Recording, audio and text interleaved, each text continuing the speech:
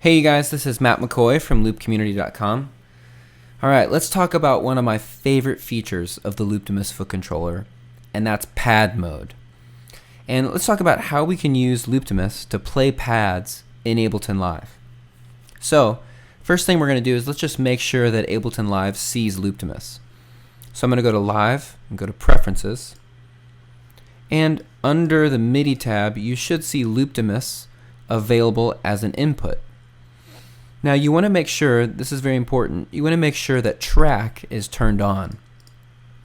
Track being on is telling Ableton that we're going to use Looptimus to actually play it as an instrument.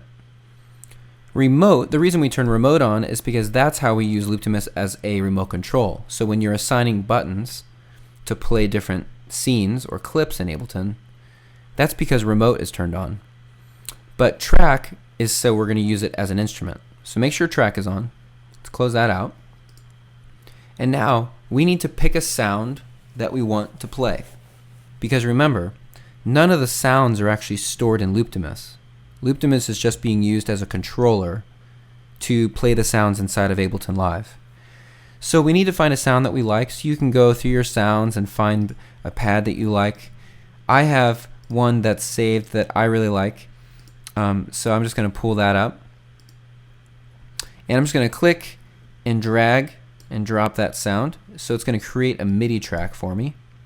This is the McCoy Shine pad. You can download this in SoundPark.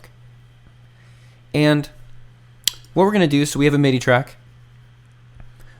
What you want to make sure is that the record button is turned on because we're enabling this track for record or for playback.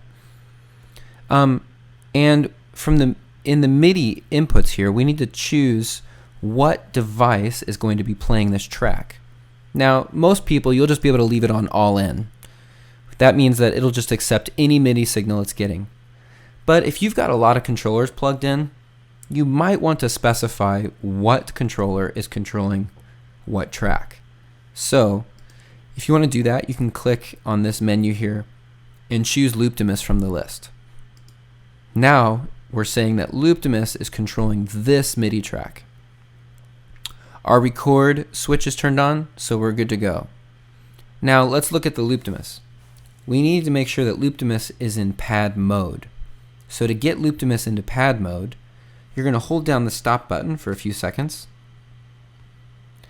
And now we can use the next and previous buttons to choose our mode. Let's go to pad mode and hit stop to save and exit. And the way that pad mode is set up is you're going to see on the LED screen the key that you're in. So we're in the key of A, but you can use next and previous to choose different keys. So we can go to B flat, B, C, C sharp, D, E flat, E, F, F sharp, G, A flat. And you can use next and previous to go back and forth. So let's go to the key of G. And when you're in the key of G or whatever key you want, these buttons choose what chord plays. So we're in the key of G, so button 1 plays the 1 chord, which would be the G. Button 2 plays the 2 chord. Button 3 plays the 3 chord. Button 4 plays the 4 chord, which would be C. And this button plays the 5 chord and the 6 chord. So if I hit 1, it's going to play a G. Let's see what this sounds like.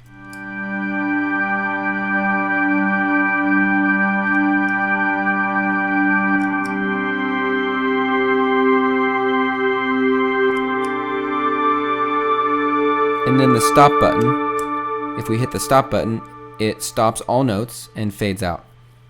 So that's cool. Now here's what you can do. You can also choose octaves. So if you hold down the next button, you can choose what octave is played. So we can go, let's go up 2 octaves. Hit the stop button to exit. And now you can hear it's higher. Let's change the octaves again. Let's go down 2 octaves.